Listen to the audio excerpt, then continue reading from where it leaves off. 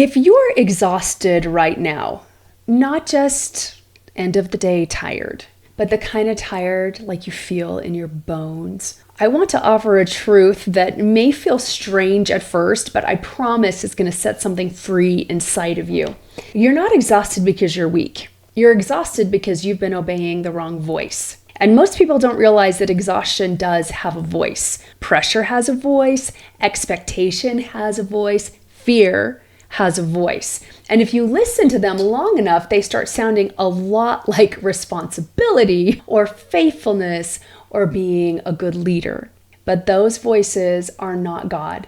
And the moment you begin obeying voices that never came from Him, your peace disappears, your energy drains, your clarity evaporates, and your spirit feels squeezed. That's what we're diving in today.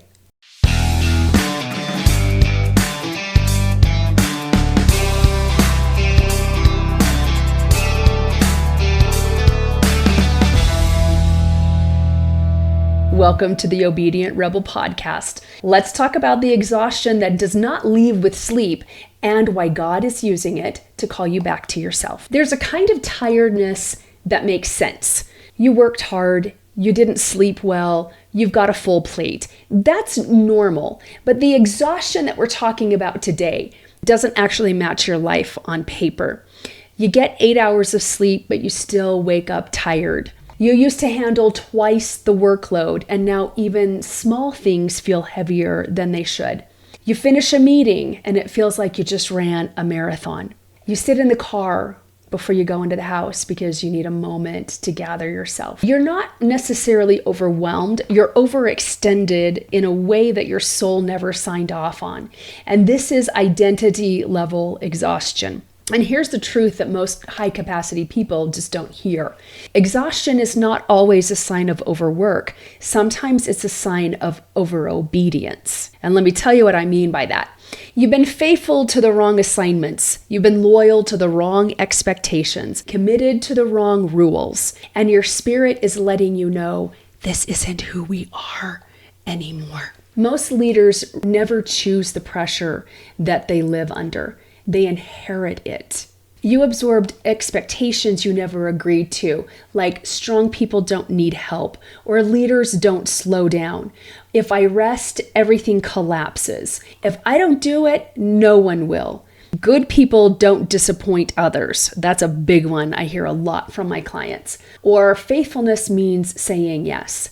And because you're capable and you're high capacity by design, you carry those expectations very well. In fact, you did it so well that people assumed you could handle even more. And so you did. And eventually, without meaning to, you became obedient to pressure. Not to God, not to your true design, but to pressure itself. And here's something that every obedient rebel has got to understand. Obeying pressure will always feel holy at first because it looks like service, loyalty, excellence, and strength until it doesn't. Till every yes costs you a little more. Till your body starts telling the truth, your spirit is tired of whispering. Something that's also very interesting that I have found when you're listening to the wrong voice. As you know, I'm a member of the Church of Jesus Christ of Latter-day Saints. And up until recently, the president and the prophet of our church was Russell M. Nelson, and he passed away in September. And Dallin H. Oaks is the new president and prophet of our church. But President Russell M. Nelson had an amazing talk about how you hear the voice of the Lord, how you hear Jesus Christ, and what is the difference between his voice and Satan's voice. And this is what he said. He said, Satan's messages tend to be loud, bold, and beautiful. Messages from our Heavenly Father are strikingly different. He communicates simply, quietly, and with such stunning plainness that we cannot misunderstand him. And as I was writing this episode, I was like, This is where these voices of this pressure and this expectation, always saying yes and don't ask for the actual help that you need and keep pushing and don't disappoint others and don't make others feel uncomfortable or, any of those any of those different things. Not that leaders have a hard time making other people feel uncomfortable, but leaders have a hard time with conversations sometimes, as I've found, especially female leaders, because we've been taught to regulate everybody's emotions, including our own, and to be responsible for everybody's emotions. And so when we are like bowing to this voice of pressure, it is loud, it is bold, it comes with really beautiful packaging, doesn't it? And yet, that's not how God actually speaks to us. He speaks to us quietly. He speaks to us plainly, that we can't misunderstand him. And he speaks to us through our spirit and through our body. So here's the thing. This is what happens when you're obeying that loud, bold, beautiful voice of be everything to everyone except for yourself. When you obey pressure, your soul goes silent. Your creativity dries up. Your joy becomes transactional. Your prayers turn into these problem-solving sessions, and your decisions become defensive instead of inspired. When you obey fear, everything feels urgent. Your timeline shrinks, and your peace becomes conditional. When you obey expectation, you start living someone else's version of your life, a life that looks successful but does not feel sustainable. But when you obey God, something shifts. Your body relaxes, your pace changes, decisions get simpler, your spirit unclenches, your joy comes back, your creativity resurfaces, and your clarity sharpens. And that's how you know you're obeying the right voice. God's assignments don't actually drain you. They activate you. Now, his assignments can intimidate you. Certainly, the assignments God has given me have felt very ambitious to me and bigger than me, and they're meant to be ambitious. They're meant to be bigger because we are meant to grow into them. But all of God's assignments, even though at first blush they are a little intimidating, they've always energized me. They've always activated me. Like, oh my goodness, can we do that? I'd like to try that. It's really, really interesting. God's assignments don't crush your peace. They actually anchor it. They don't exhaust you. They energize you. And when the work is heavy, your spirit stays light. So it's not that God is never going to ask you or require you to push. When we are bringing new things into this world, there is push that is involved. If you've ever had a baby, you know what I mean. we push. Even with an epidural, you push. Sometimes you're not quite sure if you're pushing with an epidural, but you are pushing. And there are other things, like as a leader, we have to push away doubt. We have to push away other people's stupid opinions. We have to push away the fear of disappointing people. Like there is push that has to happen with that. There is pushing that is still involved. And yeah, you're going to feel tired, but you feel tired, but also filled with so much satisfaction of not just what you accomplished, but like who you became in the process. Like you can go to bed so tired, but so happy at the same time. And it's a different kind of exhaustion. Like you don't feel depleted in your soul. You can feel depleted in your body, but the depletion I'm talking about is the soul depletion that happens when we're obeying the wrong voice. But when we're obeying God's voice, we do not feel depleted in our soul. That's how the work can be heavy, but your spirit still feels light. Your spirit stays light even when the work is heavy. And this is when everything shifts. It's the moment you stop trying to pray your way out of exhaustion while still obeying the voice that put you there. You cannot pray for peace and still bow to pressure. You can't ask for clarity and still obey fear. You can't ask God for strength and still carry assignments that He never gave you.